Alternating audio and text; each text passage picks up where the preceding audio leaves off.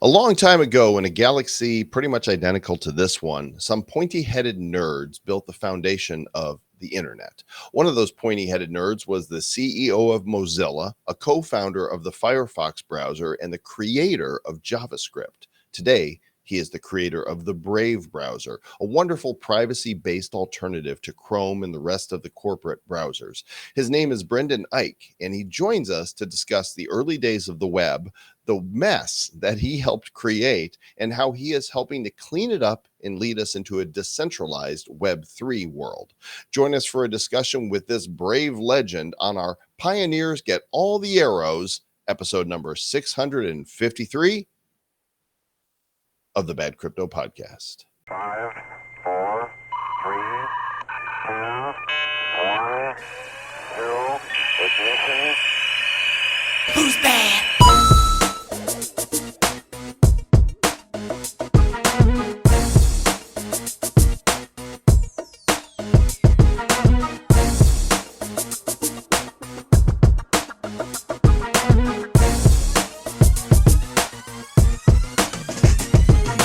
Greetings, brave journeymen and journeywomen and journey persons. And Journey is a really good band, even like after Steve Perry. It's the Bad Crypto Podcast, a show for the crypto curious and the crypto serious. That is brave Sir Lord Travis Wright, and I am also brave Sir Lord Joel Comm. And you are brave fill in the blank. And Joel's just a city boy, born and raised in near Chicago.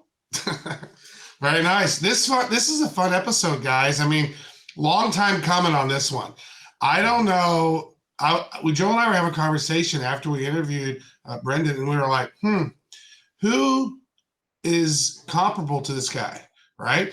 This guy essentially was one of the guys who helped build the browser the way we know it, right? I mean, he invented JavaScript. He was really early in Netscape, which Netscape was an evolution of Mosaic, which was the very first that I know of, right? And then went on to create Mozilla and Firefox, and then in Brave. This dude is an internet legend. He's a pioneer of Web 1, Web 2, and now Web 3, and we got him on Bad Crypto, and we're bringing him to you. What's really interesting about it is you discover some of the mistakes he made along the way. That was kind of oops, especially as it came to tracking people's behavior and how that turned into a really bad thing. But then he talks about what he's doing to fix it. I think you guys are really going to enjoy this here discussion with the one and only Brendan Eich. It's been more than a hot minute since we have talked about the Brave browser. And in fact, we've been talking about the Brave browser for 5 years, I would say, of hot minutes as a alternative to using evil Google Chrome on your computer. If you want to keep your data and your privacy, it's the way to go. This is not a paid advertisement. This is not a commercial. This is actual recommendations because we use Brave. We like it. And what really excites us is today we have the CEO and co-founder of Brave, Brendan Eich, is joining us right now. And we're going to talk about all kinds of things. Brendan, welcome to the Bad Crypto Podcast. Don't forget Netscape. Oh, Netscape thing, that Mozilla thing, but most important, Micro Unity. Yeah, he's got quite a background. You were the CTO, then CEO of Mozilla, and you helped launch the Firefox browser. And you're also the inventor of JavaScript, which is the world's most popular programming language. So, that little thing happened. And then, of course, you founded the Brave browser. So why found Brave? Go ahead and tell us your reasons, especially after having launched a successful browser in Firefox, that you thought we need Brave. Right. So when we did Firefox, we were not as conscious about privacy as we are now.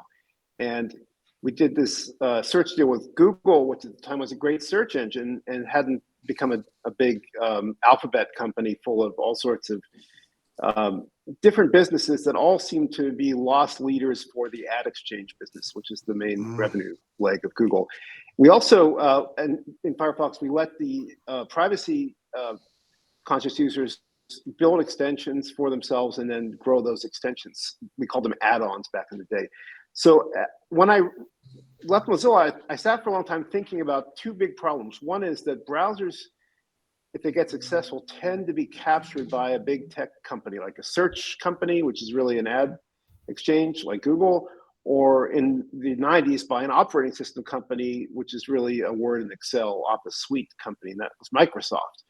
And I also wanted to help users have a direct say in not only their privacy, but sort of economics on the web.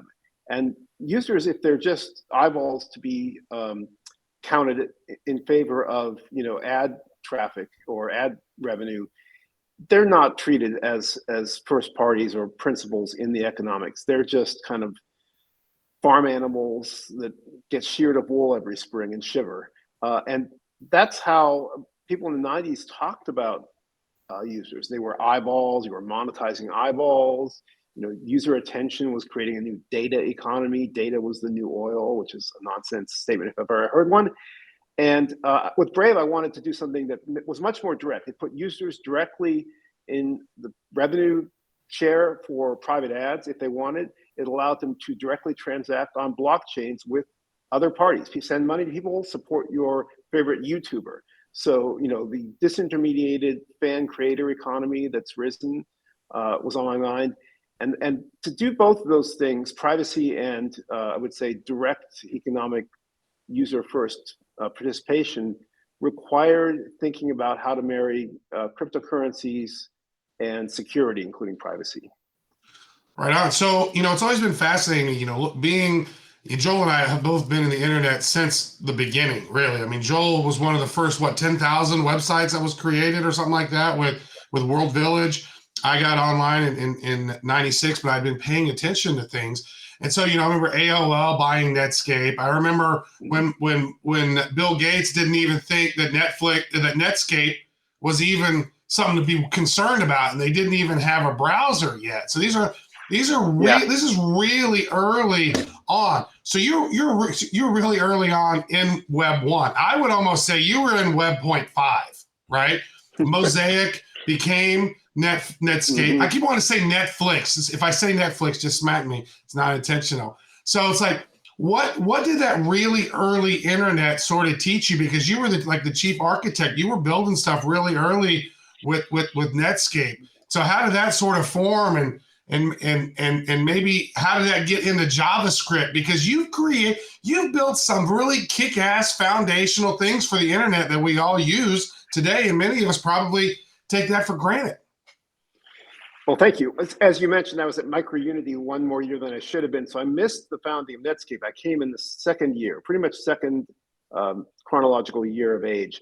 And I did JavaScript in a big hurry because it wasn't clear with Java, the big brother language from Sun, to people at Netscape and to most people at Sun that we needed JavaScript. But Mark Andreessen of Netscape and Bill Joy of Sun and I argued that we did, for the same reason that Microsoft had Visual Basic as well as Visual C++ in its stack. So you had one scripting language that was dynamic and easier to use for a great number of people to use to glue things together, build apps, patch things.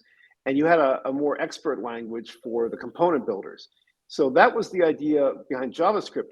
But to just recapture the feeling of the early web, the Web 1 days, the PC was dominant. We all sat in front of big bottle monitors. We played Quake, right, after Doom. We were on LANs. We didn't necessarily have great home internet connectivity. AOL had CD bombed the country to get people online through dial-up, and people were starting to get faster, discrete multi-tone, whatever it's called. I found one of those recently, by the way. I found the old floppy disk. I was like, oh my God, this one is super early. But one of the things this meant was you had to be your own system administrator of your home PC. And that was hard for a lot of people, but it was good in the sense that you didn't just rent the device from an Apple or a Google and they treated it like theirs and you were just the sheep to shear of the wool. Like I said earlier, you really were a participant. You would buy games especially, but all other apps, productivity apps, security apps, you would go down to Fry's and buy stuff, right? So this was more of a of a user sovereign world. It was the world where you could do your own thing, you could upgrade your graphics card, you could try stuff. You could participate in hacking on software for the PC. And when I did JavaScript, it became very easy for people to hack on websites in a way that was programmed. It was enlivened with dynamic responses, not just on the server side, but on the client side. And so what we were trying to do with Netscape was make the web lively and useful. We wanted to have images. That was done at Mosaic in '93. We wanted to have cookies so you could log into your bank and then navigate around your different account views without having to log in every time, because the HTTP protocol was stateless, so it would not remember who you were, and there was no way without cookies to keep track of you. So in some ways, you could say tracking was invented through the cookie, but it was a good kind of tracking. It was the first party, the site you go to intentionally, the site you need to know is really your bank and not an imposter phishing site. And that's still true to this day. So that was what cookies were for. What we didn't think about, and it dawned on us at Netscape a year late, and people wanted to fix it, but it was too late, was that between images and cookies, there was an easy way to track users across the web and build up a profile on them. And then that became something that was leveraged by big tech, and say, okay, we can weaponize this, not just for ad dollars, but against our so-called enemies. It was leveraged in many ways, and that term is used in finance. It was even used that way because a lot of the tricks that were used with ad tech were sort of like financial trickery or promising something for nothing. And when advertising technology evolved, and Google was a big part of this, but there was always a big sea of vendors out there in the so-called Lumascape. They all depended on these things from the '90s: the image, the cookie, and scripts, JavaScript. And so I created a monster. So you inadvertently created something, and you were like, well, so was this a moment where you're like, wow, there's some karma lingering out there. I better do something to kind of unravel this. And is that what you thought when you then went over to Mozilla? I think with Mozilla, we definitely wanted to take back the web and show that the browser was not going to be Internet Explorer on Windows forever, which is what people would say. They'd say, oh, you can't launch a new browser and get traction. Microsoft cornered the market and you should just give up. And they were wrong. We showed that with Firefox. We restarted the market. We showed Sergey Brin in particular and Larry Page of Google, and they liked it so much they made Chrome eventually. And Safari at the same time. Steve Jobs saw the value of the web, so Safari was around the same time as Firefox 0.9 or 8. Yeah. Because it wasn't like, because Bill Gates and Explorer, there was no, he's like, all right, then he finally built Explorer, and then it got up to like 90-something% of 95. The people were, 95% of the people were using that. So of course they needed an alternative, because I remember the floods. As soon as I found out about Firefox, I was gone. Boom, I'm moving. Yeah, pop-ups, remember that? Lack of tabs and ActiveX and other security holes. Microsoft walked away from IE. They put it under care of a skeleton crew because they thought they could go back and do Windows Vista and get good old-fashioned monopoly lock-in like they had in the 90s. And they totally missed the Web 2.0, so-called, that's what John and Tim called it, but the 0.0, which is kind of nerdy, revolution that was happening through JavaScript and Moore's Law and browser innovation like in Firefox and Safari and Opera. And they also missed mobile, right? Even though they were doing things with Nokia, they missed the iPhone. So Microsoft, in my view, miscalculated, but they definitely, after becoming a monopoly power with the browser, they just abandoned Internet Explorer. They left it rotting. And now they've got Edge, which is a stupid, browser that they bundle with the machine. And of course, Chrome became dominant. Firefox, certainly had its share, but Chrome became dominant. Google is evil. They removed the new monopoly, and they're a monopoly. And there's no reason to use Google Chrome. It's harder to get off Gmail and Docs and Calendar, and I'm working on it myself, but it's easy to get off Chrome because Brave is a great alternative. And now, when I started using it, there was probably, I don't know, maybe 1 million or so, 500,000 users. Now you've got 60 million active users a month. I mean, and that's still just a drop in the bucket for what it needs to be for people to reclaim their privacy. Yeah, and you're right. We have to make it easy to get off Chrome, which, in this world we live in, when you have some open source project like Mozilla, or what Steve Jobs forked into WebKit, which was originally called KHTML, and then Chrome forked into Blink, part of the Chromium project. There's a sort of successful set of genes there. It's almost like, immune system genes or disease resistance genes. And those are not going to die. So people sometimes complain, Brave's built on Chromium, the open source that Google runs to build Chrome. But it's also what Edge is built on. Samsung browser is built on it, Yandex, Opera, many others. So my point here is that there's successful sort of open source DNA, and we all share it and use it. And some of it goes back to Mozilla, so it's not all Google, and a lot of it goes back to Apple WebKit. But then there's what you do with the product that gives the user a fair deal, and that is something Google will not do. They're still talking about blocking so-called third-party cookies. Those are the ones from the embedded invisible pixels and scripts that track you. And they just kicked the can down the road again, delayed when they said they'll get rid of third-party cookies. Almost every other browser out there now does protect you to some degree from those tracking cookies. Brave does the best job, but it's become standard, except for Chrome, because Google is fundamentally this big ad exchange business. I actually wish, Joel, that you would have worn your "I'll have those cookies." Yeah, the internet cookies shirt you have. Yeah, yeah. Should've worn that one today. I got my Psycho Bunny on instead. So. No, that's good. So, now here we are. You have Brave. What would you sort of, it says it's private. It's better. Why? Let's say somebody's tuning in and listen to Bad Crypto because they don't even know. Right? We haven't talked about Brave for probably a year or so. I know Joel mentions it sometimes. It's like, because he doesn't use Chrome at all. Actually, on my computer downstairs, I don't really use Chrome, but up here only Chrome was on, so I'm on Chrome right now. But I haven't had Brave downloaded yet. But now I just got it downloaded. What would you say to people as to why you want to get on this? What's that action for them, and why would they even care? Right. So Brave blocks all privacy threats by default, and there's tons of them in the web, not just third-party cookies. There's fingerprinting methods, there's redirect bounce trackers, there's all sorts of crazy, hairy surface on the web APIs that can be used for tracking. And it can also be used for good if you go to a site like your bank where you want to have that trusted relationship. So you have to block the bad but keep the good.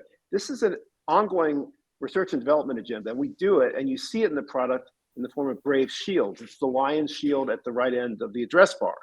And that's the privacy part of Brave. Right next to it is the bat logo. That's the basic attention token. That's the dealing the user in through Brave Rewards part of Brave's user value proposition. But we made privacy on by default, and the web standards didn't. I'm sorry, Netscape didn't. We kind of missed the boat. Even Firefox did not make privacy on by default. Safari, probably due to Jobs, they did private windows as an option in Safari before they were added to Firefox, and they're now standard in all browsers. These are windows that just forget your history and don't save any cookies after you close the window.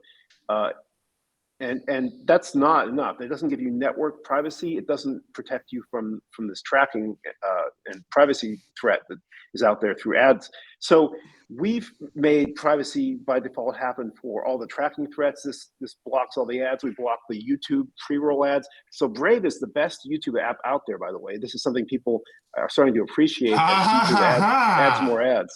Yeah. Nice. As they overload the ads to push you into YouTube Premium, people are saying, hey, Brave does this already. I can block ads for free. Yeah, I hate that. I literally, sign up for a month free. I'm like, no, I'm not going to ever sign up for your. No, so basically, Brave is sort of like an antivirus malware protection tool completely.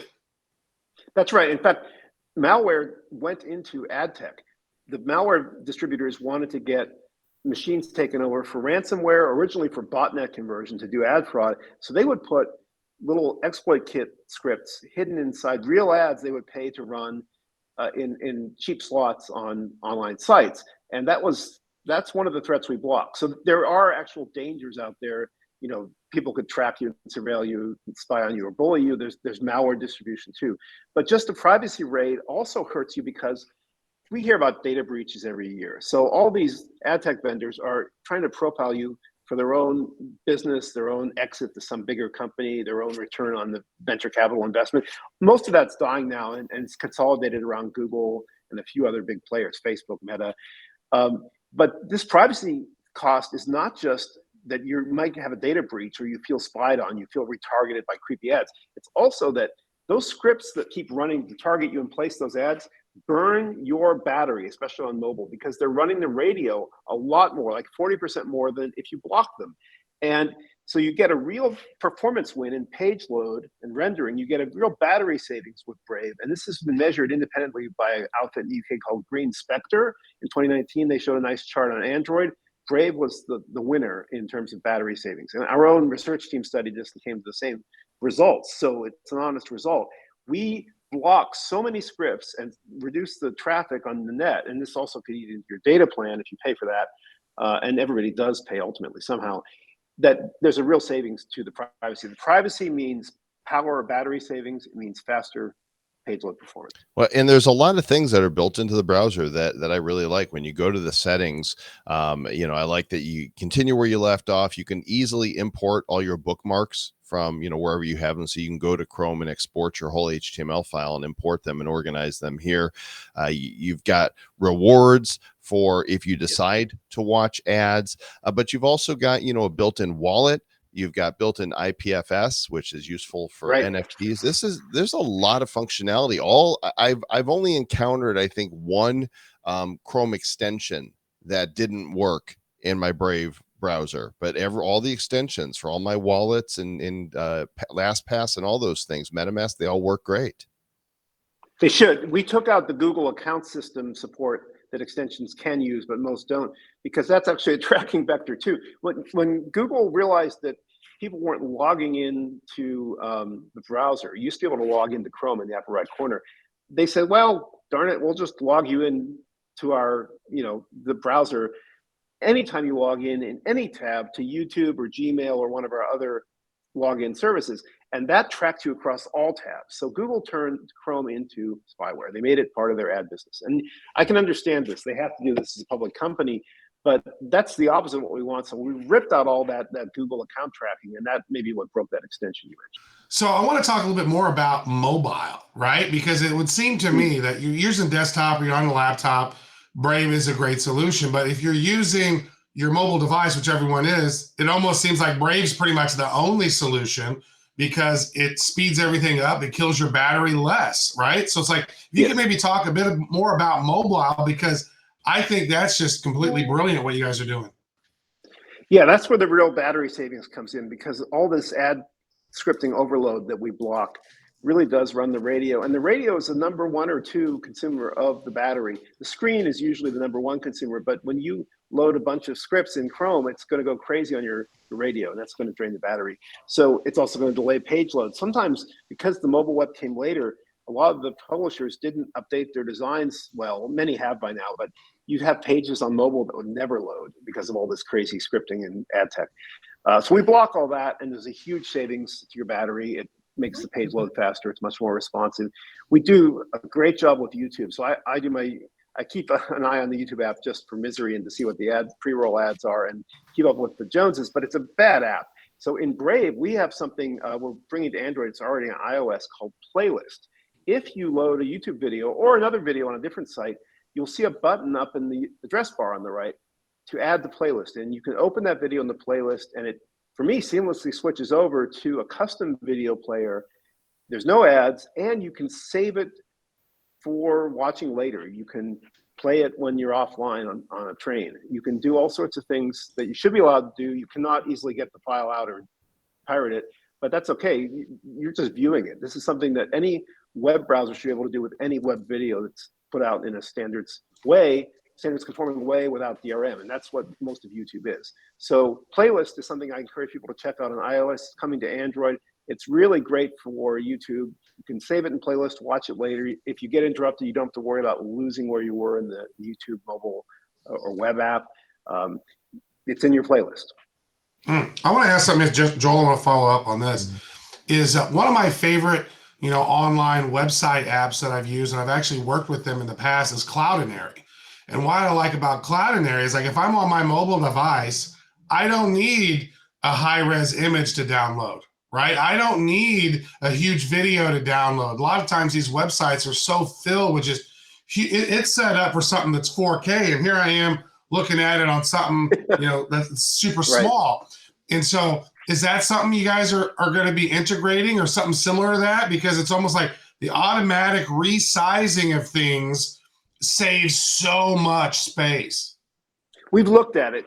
Google used to have something like this too. The problem is it's a huge privacy problem if you don't do it right, and you end up tracking what users are viewing by looking at how you have to transcode their images. You want to do it in a way that's scaled across the world and efficient. So we keep looking at it and looking at partners like Cloudflare and trying to get the privacy right.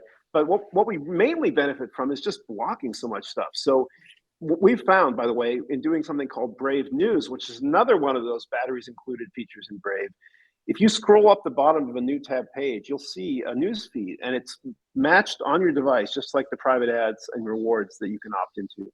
And that private news feed is based on RSS feeds from around the web. Remember RSS? And it has privacy preserving properties. It doesn't just build up a dossier or profile of you on the server side. And you can customize it. You can add your own feeds. You can take out some of the feeds that we think might be good for you. But the way we curate those is not by profiling you. It's just by sending catalogs down to you. Same with the private ads. And then letting local machine learning match, or in this case, very simple local logic, just match what your history seems to be against what you get in the news feed that includes all the news sources and just picks the ones that match your history. And that's part of our toolkit here, is to block things and to use a smarter way of getting content to you. And one of the things that I wanted to mention about news that you inspired there is we do try to keep the images from being oversized. And sometimes we find news sites, like you said, are shipping the 4K down to the phone for no good reason. So we actually hack around that.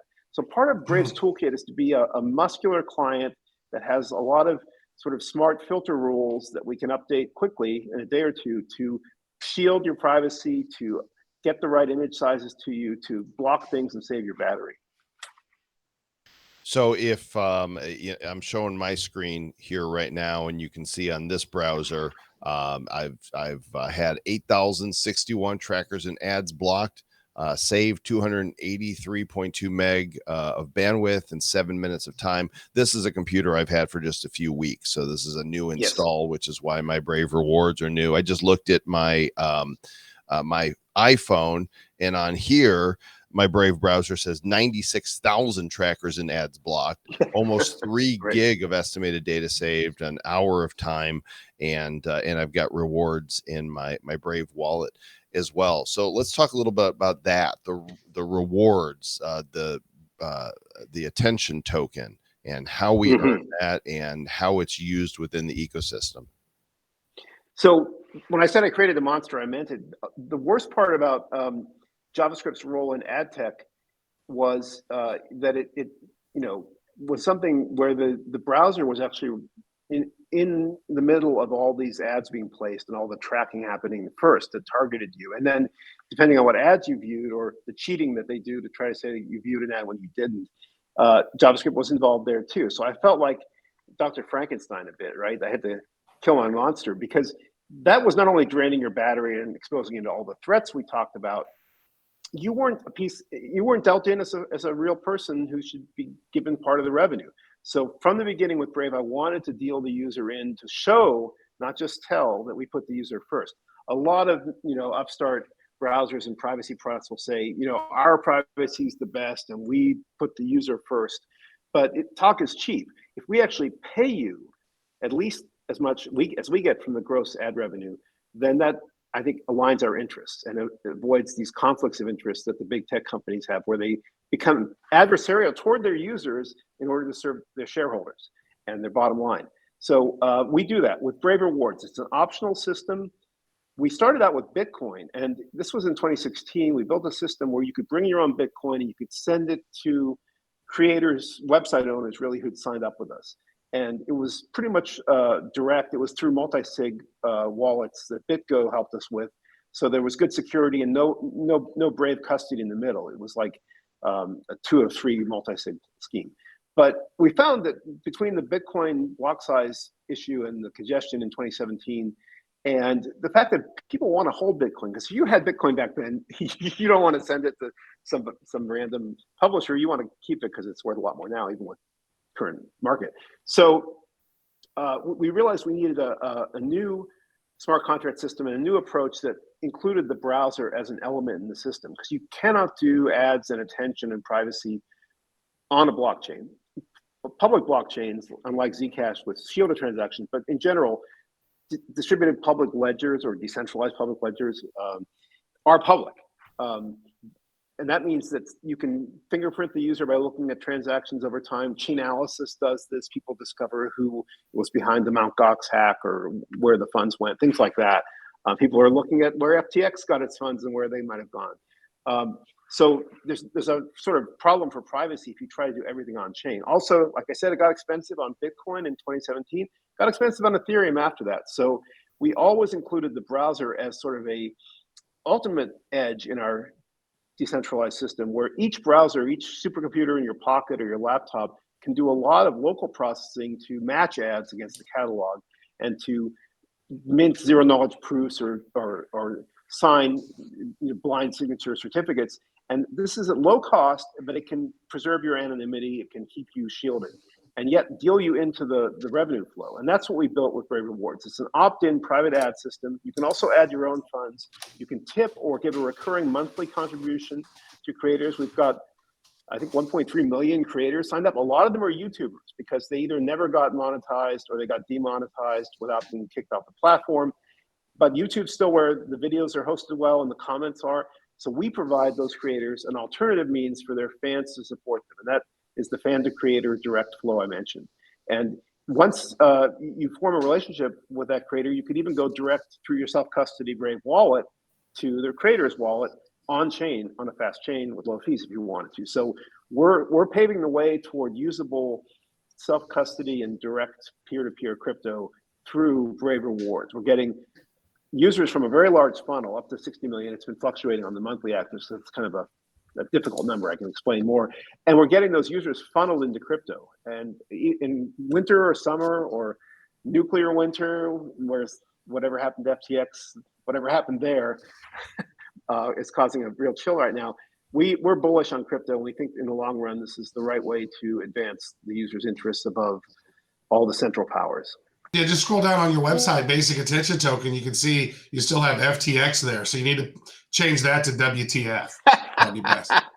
Probably better. Yeah, it's a self-serve system. We're going to try to decentralize it through NFTs, but they did verify, I think. But we have no other relationship with them on having an account with them or any assets with them. And I'm glad to say that because a lot of people are in big trouble now, unfortunately.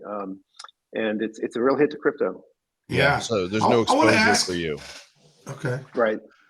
I want to ask about advertising because I know some people said, well, wait a second. So Brave doesn't know anything really about me. How can they, show me ads that are relevant to me? Because here I am when I'm on Instagram. For one, Brandon, I buy way too much shit on Instagram ads because it's like, it knows me, right? And I'm like, oh, hell yeah, I need this freaking whistle thing because it helps relieve the stress. I bought this on a freaking Instagram ad, right? So how does Brave give people relevant ads to products or services that they need when you don't know anything about them? Good question. So when you think about the way ad tech works on Instagram or Facebook or Google, they're collecting all this data about everybody, and they can put it in a big database, and they can do studies and regressions and say, hey, this person looks like that person bought a car, this person might buy a car, let's show them a car ad. That's powerful, but a lot of it is spammy. They guess wrong about you, they show you ads that you don't like, or they hammer you with the same ad over and over. That's called retargeting. What we do doesn't collect any data. We don't want to be a mini Google. Then we'd have a hard time convincing anybody to trust us, even if we did share revenue. So we make the matching happen, not in the cloud, but on your device. And the way to do that is not to have all the ads on your device because they're big and they're video or web pages. We send links to those ads with keywords next to them, one per row in a catalog. And this catalog updates a couple of times a day, and it's not that big. This doesn't use up your data plan. This is kind of like what browsers do to keep track of malware and phishing threats with safe browsing lists, or our own filter rule lists for the Brave Shields. We update these data files, and in the case of rewards, there's a catalog of ads you can get identified by their location, their web address, and some keywords. So then the challenge is do the matching with local machine learning. Only when you turn on rewards does this happen. It's like keeping a separate history. All browsers keep history, usually for 2 weeks. With Brave Rewards, it's a little longer because your value may extend back 30 days. That's a common look back period in ad tech. But this separate history can be cleared by you. It doesn't leak out to us. We don't collect that history. But the local machine learning and the ad agent can then say, hey, you've been looking at car sites. I'm going to pick the row in the catalog that has the car, or the make and model, for that matter, keyword that our direct sales team already did a deal for. So we're out there doing direct sales, and we're working on scaling this out to get more demand partners in, but always with privacy. Instead of surveilling you and pulling your data into our cloud, we push out the offers to the ultimate edge, the browser in your pocket, and that's where the matching happens. And then if you do see the ad, we have to confirm that, but that's where that blind signature cryptography I mentioned comes in, and in the future, zero knowledge proof. So there are great tools in the cryptographic toolkit that have been developed since the 90s and are especially being used in blockchain projects for keeping you anonymous, keeping your identity unlinkable from the particular things you viewed. So all we have to do is get honest counting of the views for an ad to show the ad buyer that the ad performed. They don't need to know about you. They might like to, because a lot of them are a little nosy that way. We don't have that information in our service. We don't want them to have it. We don't need them to have it. And if the ad performed, then they should be happy with what they bought. And that's where we share the revenue with you. Brendan, what do you think the number is of active users that would put you on Google's radar and go, oh, this is a threat? Yeah, Google knows about us. But I think when Firefox was still, plausibly saying they have like 450 million monthly active users, when it was kind of a fragile number, same reason ours is. It was falling, and a monthly active user is somebody who uses you once a month or more. Well, some users will use you every day but Sunday, and that's a really valuable user. That's almost a daily active user. Whereas other monthly active users just start their Windows PC at home, and it fires up, Firefox or Brave from the system tray, but they hardly touch it. That's not a valuable user. So monthly active users is a tricky number, and it's not really well defined. But if you get into the hundreds of millions, you're on Google's radar.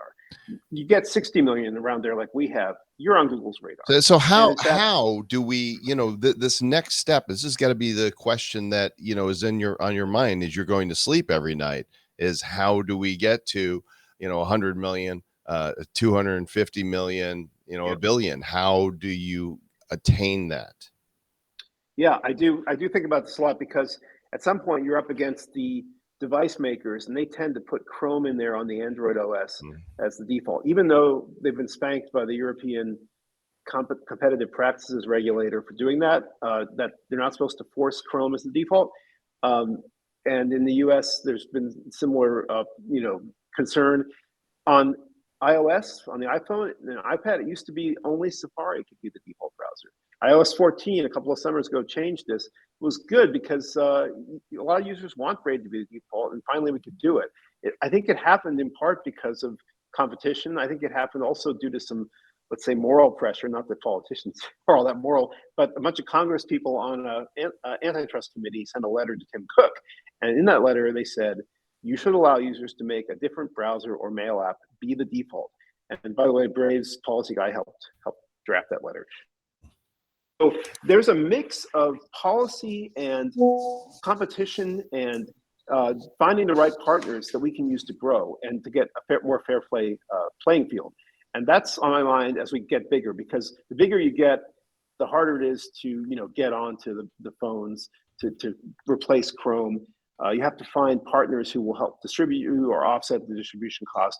This is true, especially now. It was even true back in the Firefox days. The Firefox it grew organically very big before Chrome finally, I think in 2011, started to overtake. And by the way, Google has to pay for distribution too, because on Windows, as you noted, Edge is the default in Microsoft. Mm-hmm. So Google's in there distributing Chrome somehow, advertising, doing sketchy deals to push it onto your hard disk.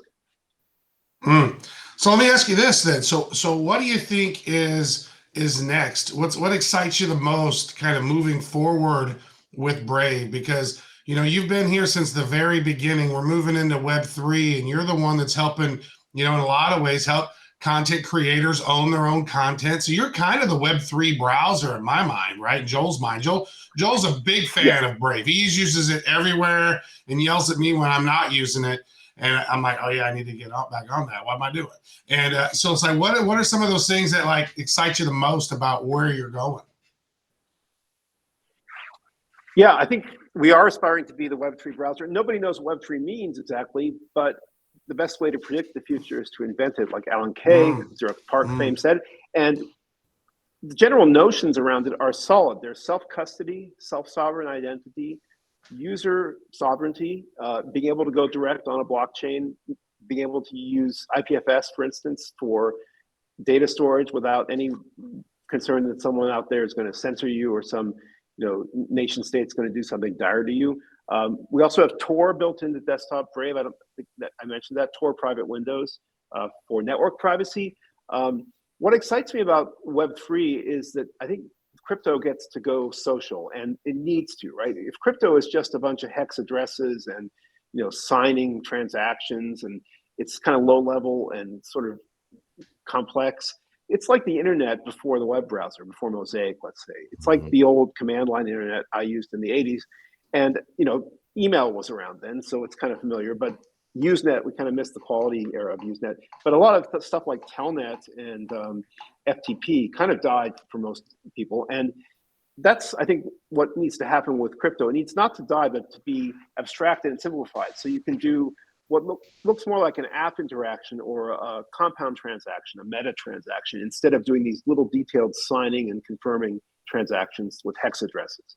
And using people and trusted identities, pseudonyms as well as real names, to interact with people and to build up reputation is going to be super important. I think this shouldn't belong only to Twitter. Sorry, Elon. It shouldn't belong only to Facebook. This has to be something that's decentralized, and it's hard to decentralize, right? My best idea right now is that you actually don't want to try to compete with Twitter. I don't want to do a Brave Twitter. I want to do a front end in Brave that disaggregates social and then lets you re-aggregate it. Sort of like that Brave News I mentioned, where the RSS feeds can be matched against your interests locally. So I want my Twitter friends, if they move to Mastodon, I want to keep track of them through my private address book, which I have, part of my Mac OS and iOS. I want to even resurrect them on a thread where they seem to have disappeared because they left Twitter or got kicked off Twitter. I can find them. I can superimpose comments from different sources. In some ways, you can imagine that YouTube becomes just video hosting if it weren't for this social aspect where people comment.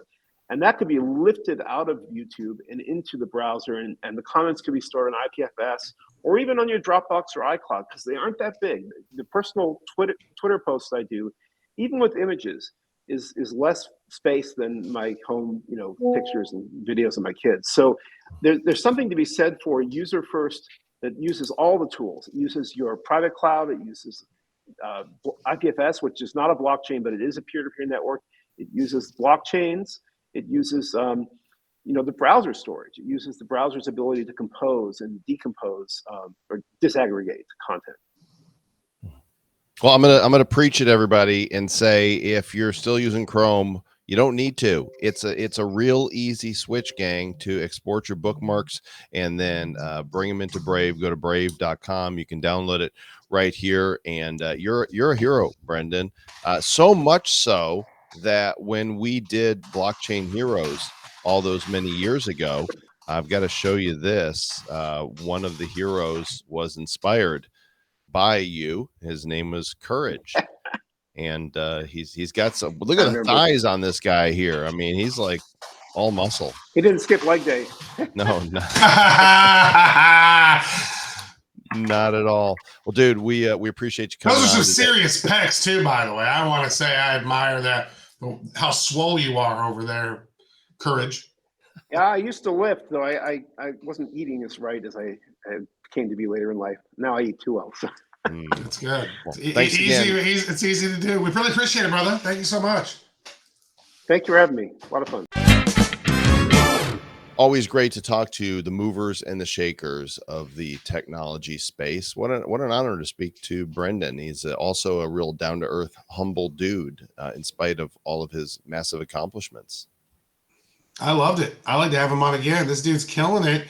And I love how you mentioned it, but I love how he's like, oh my God, people are using the image and they're using JavaScript to track people. I got to unravel this. So it's like he literally stopped and said, I got to make this right. And then he worked on a solution. A lot of times people, what they would do is, oh, look at how much money we can make now with online advertising. I want to become a bajillionaire.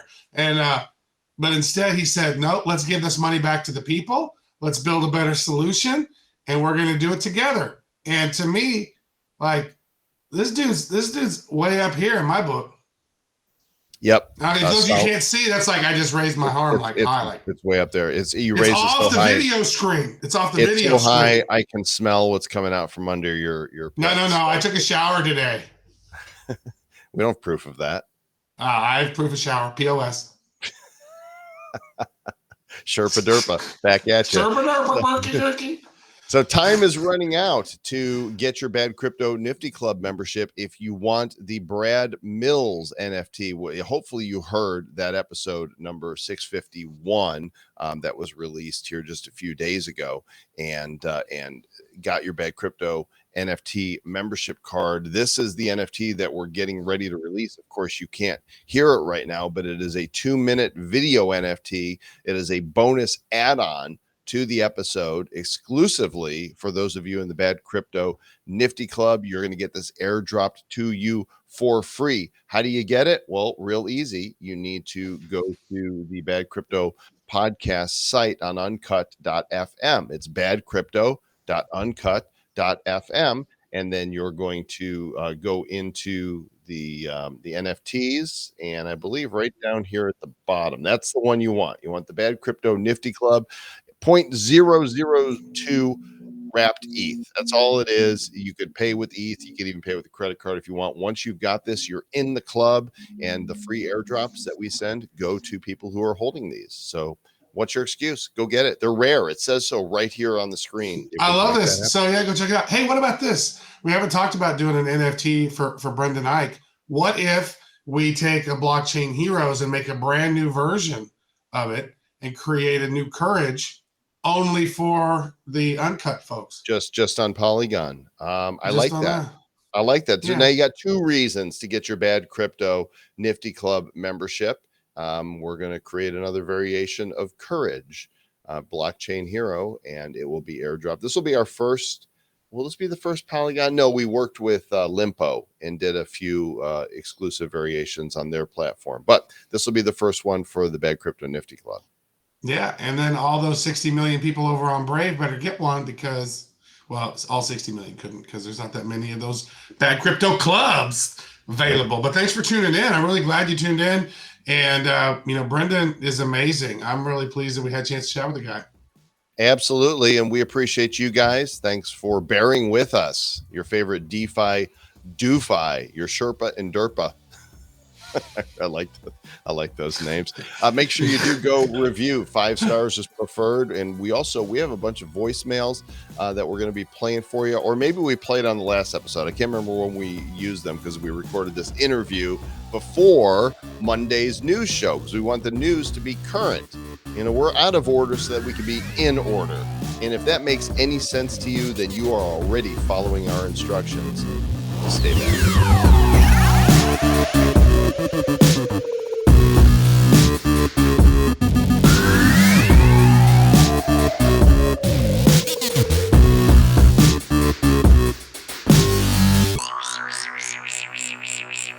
Who's bad?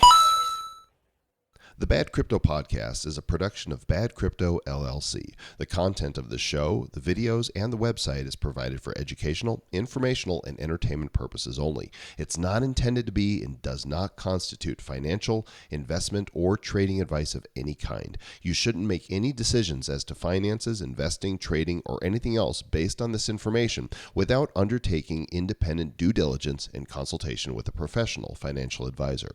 Please understand that the trading of Bitcoins and and alternative cryptocurrencies have potential risks involved. Anyone wishing to invest in any of the currencies or tokens mentioned on this podcast should first seek their own independent professional financial advisor.